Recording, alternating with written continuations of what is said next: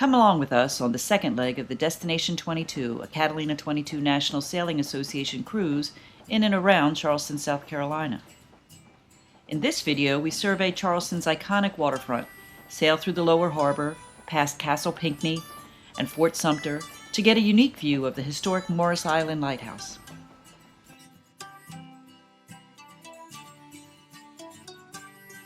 The temperature at sunrise on this October morning was inching towards 45 degrees, but projected to reach 66 by late afternoon. Winds predicted to shift from the north at 5 knots to southwest at 5. The water was remarkably calm and cast a beautiful reflection of Winging It, motor sailing from the Cooper River Marina. About 2 miles south of the marina, the Arthur Avenel Bridge soars above the horizon of the Cooper River. Completed in 2005 and spanning 13,200 feet, it connects downtown Charleston with Mount Pleasant. It was built to withstand major hurricanes and severe earthquakes, and there's 186 feet of clearance under the main span. It replaced the Grace Perlman Memorial Bridge. The bridge is named for Arthur Ravenel, who helped to secure some of the funding to build it. Ravenel spent 60 years in public service in South Carolina, elected to several state offices. He passed away on January 16, 2023 at the age of 95. I have always taken the appearance of bottlenose dolphins at the beginning of a sail as a good omen. There's something strangely reassuring about seeing them cross our bow, or like this one, surfacing and winging its wake as we started out for the day. Just south of the Ravenel Bridge, peninsular Charleston Waterfront is home to the Columbus Street Terminal. This port of Charleston often has ro-ro ships moored, ready to transport vehicles. I photographed these cars waiting on the dock next to the South Carolina Aquarium last year. Liberty Square is home port for our tall ships, the schooner Pride and the Spirit of South Carolina. Next to the aquarium, passengers board ferries from the Visitors Education Center to Fort Sumter. Newly constructed International African American Museum is expected to open for visitors in early 2023. Just south along the waterfront is the Charleston Maritime Center. In 2021, the city accepted an offer from the aquarium to lease the property for $1 a year in exchange for $5 million in renovations that would allow the aquarium to expand its K-12 science, tech, engineering, and math programs. On this day, there was a visiting tall ship moored at the dock. Liberty Clipper is a replica of the renowned Baltimore Clippers. She arrived about 4 days before our encounter. Ted snapped a photo from Rhapsody at Sea, instinctively knowing there must be a story, and there is. 12 high school girls from Ashley Hall School crewed the 125-foot gaff rig schooner around the clock for 7 days as part of the Offshore Leadership Program. The girls studied Charleston's maritime history, celestial navigation, marine biology, and Plato's classic seafaring credo, ships, shipmates, and self.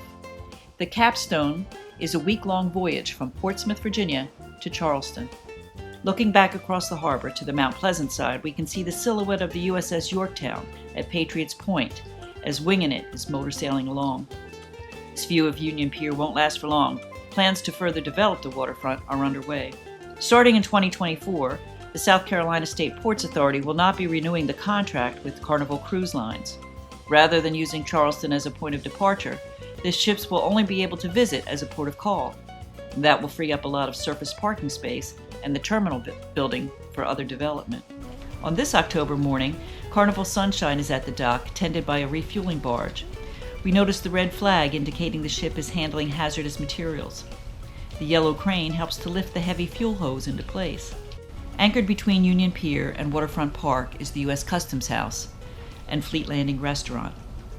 The Customs House was built in 1879 and continues to serve as a port of entry into the country. Fleet Landing Restaurant has operated since 2003. Prior to 1940, the waterfront property was home to the Cooper River Ferry that shuttled folks across the river to Mount Pleasant. For 30 cents, ferries like the Safo could take passengers across the river in about 15 minutes. The current structure was built by the Navy to offload sailors and resupply ships from the 1940s until about 1970. The restaurant embraces its history and is renowned for the view.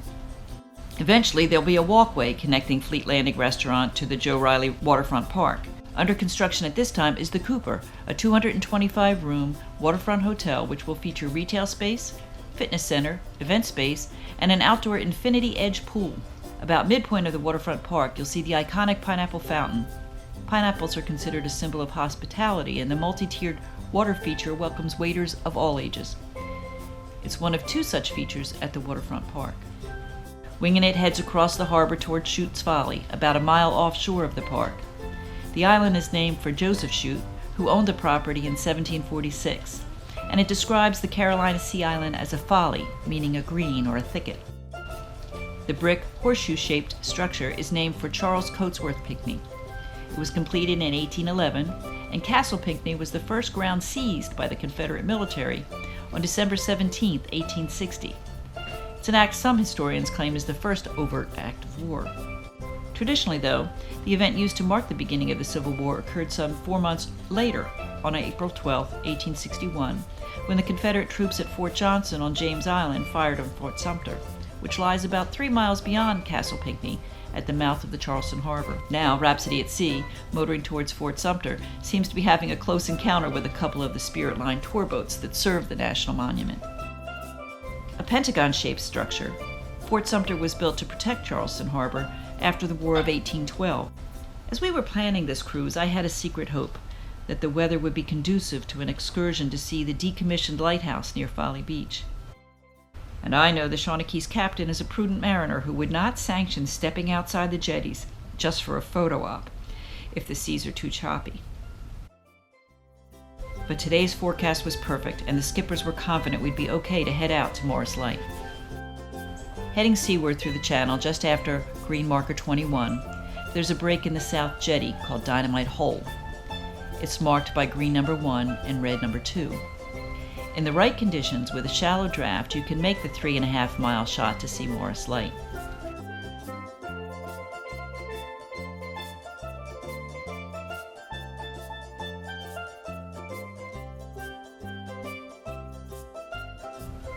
How astonishing to see Morris Light reflected in glassy, flat, calm ocean. The chart indicates 8 feet of water, and we keep an eye on the depth sounder as we make the approach. This is actually the third lighthouse structure built to guide ships into Charleston. The previous lights were destroyed by nature and war. But in 1876, the Morris Island Lighthouse was completed. It has 203 cast iron steps to the top and is 161 feet tall, the tallest in South Carolina. The black and white brick lighthouse used to be 1,200 feet onshore, with a lighthouse keeper's house next to the tower. Over time, the paint faded and the erosion of Morris Island slowly separated the land between the island and the lighthouse. What you see today is just the single structure just off Morris Island and Folly Beach. The cracks alone, including one from the earthquake of 1886, show the age of the lighthouse. The lighthouse tilts slightly as a result. Save the Light members, Robert New and a local artist, Jim Booth, co-signed a note to buy the lighthouse for $75,000, paying it off within a few months by selling prints of Booth's painting, First Light. In 2000, the organization transferred the title to the South Carolina Department of Natural Resources, accepting a 99-year lease to help restore and preserve it. One of the founding members of Save the Light and a former mayor of Folly Beach, Richard Beck, said the first 2 phases were to build a cofferdam that surrounds the tower itself, sunk 30 feet into the seabed and rising up 15 feet above sea level at low tide. This helps protect the foundation from the day-to-day pounding of the waves. Now they're in the 3rd phase, repairing the interior walls, stairs, metalwork, rails, and the roof, and replacing the glass in the lantern room. After taking turns posing in front of the lighthouse, we headed back to the harbor.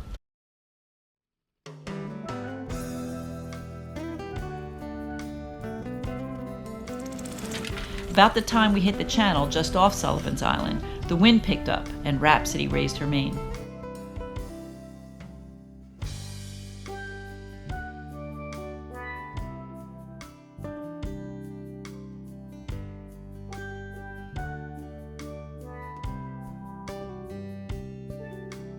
Just over the horizon, the tug, Anne E. Abear, could be seen returning with the Great Lakes dredging hopper barge. Shawnee slows down to watch the dance between the tug and barge as the Ann Hebert leads the barge up the harbor to meet the dredge. The captain has some experience in this maneuver and explains what's happening. Staying just ahead of it, see? Mm-hmm. And then you're saying the tug is going to spin around? There he goes. He's going to get on the other side. This project to deepen the port of Charleston to a guaranteed depth of 52 feet allows the largest container ships in the world to call on the port.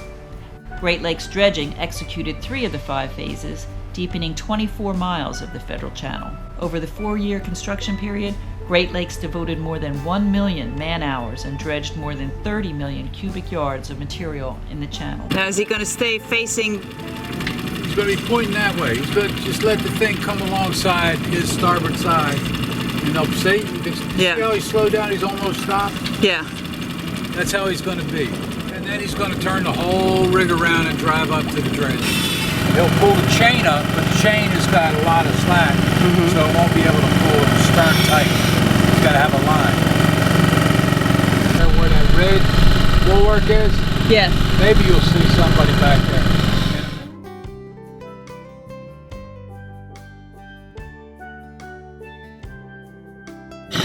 But all that action is happening on the other side of the barge, so until he turns it around, we're not going to see the tug again. Side of the barge.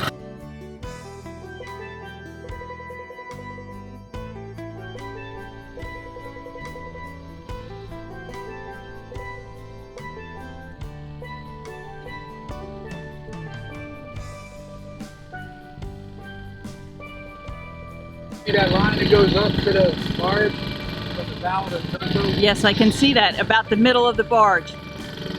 That's his buddy line, huh? He's got 2 other lines. He's got one that comes from the back of the barge up to his starboard side on the shoulder just below the wheelhouse. See that blue line? I see the... And that's the one that control that barge.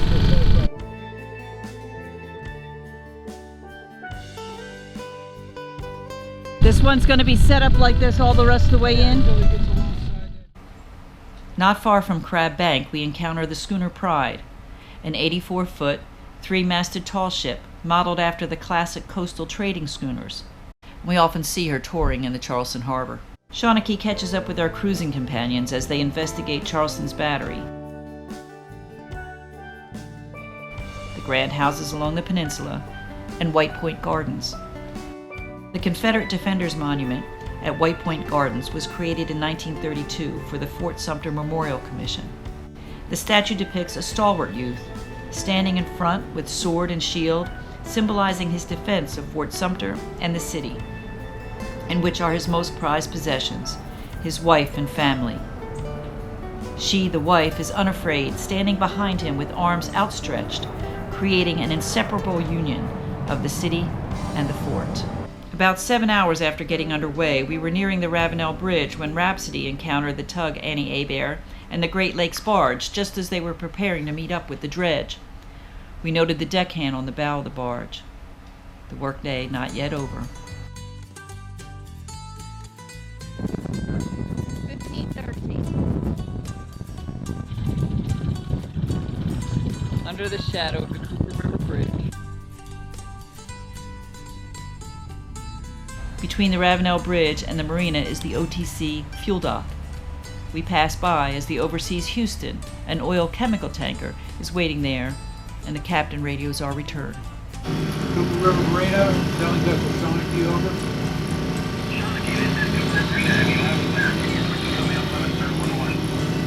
Roger 1-1. Cooper River Marina, Shawnee.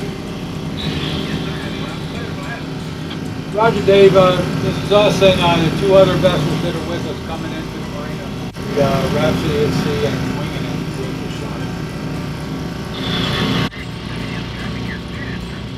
Roger, thanks, Dave. We should be back.